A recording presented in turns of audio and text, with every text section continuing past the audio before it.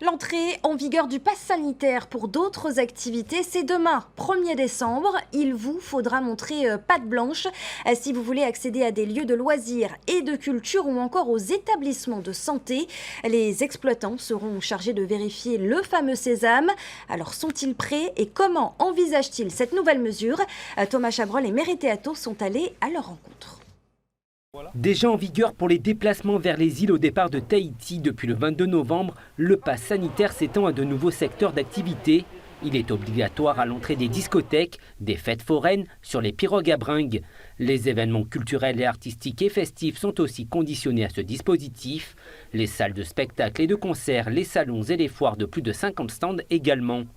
À la Maison de la Culture, on se prépare à cette nouvelle procédure. L'établissement sera le premier à contrôler des spectateurs pour les soirées de spectacle du festival Aremei au Petit et Grand Théâtre. On a essayé d'anticiper déjà par les moyens techniques, parce que pour flasher, scanner, il faut du matériel. Donc le matériel avait été anticipé bien en amont. Et ensuite, il faut effectivement former les équipes. Et former, c'est aussi leur donner, on va dire, les règles à appliquer, c'est-à-dire contrôler uniquement le pass sanitaire qui est fourni donc en papier ou en numérique. La vérification du pass sanitaire reste une lecture minimum de sa validité ou pas, avec le nom et la date de naissance de l'usager. Une tolérance sera accordée dans les premiers jours et dans les lieux soumis au dispositif, mais attention à bien respecter les règles. L'utilisation d'un pass qui n'est pas le sien est passible de sanctions. Des contrôles seront effectués.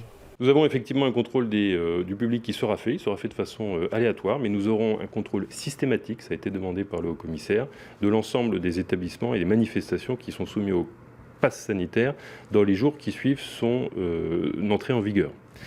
Nous allons avoir aussi un contrôle de la responsabilité des organisateurs. Ce contrôle va s'assurer que l'organisateur a mis en place un dispositif de filtrage à l'entrée de son établissement. Dans le secteur de l'événementiel, il est une contrainte supplémentaire en termes d'organisation et de coûts de fonctionnement, mais il permet enfin d'ouvrir la porte à une reprise d'activité sans jauge. Cela permet à nous, organisateurs de l'événementiel, de pouvoir recommencer à travailler, ce qui n'était pas le cas depuis 2 ans, et surtout de retravailler en toute sérénité. La vérification du pass est aussi un défi dans les établissements de santé. Il est obligatoire pour les consultations et les visites, excepté pour les urgences. Au centre hospitalier, chaque patient sera prévenu 24 heures avant son rendez-vous. L'accès aux soins ne sera pas bien sûr interdit aux non-détenteurs du pass sanitaire. L'objectif est d'appliquer la loi et d'empêcher l'introduction du virus dans un espace qui accueille des personnes malades ou fragiles.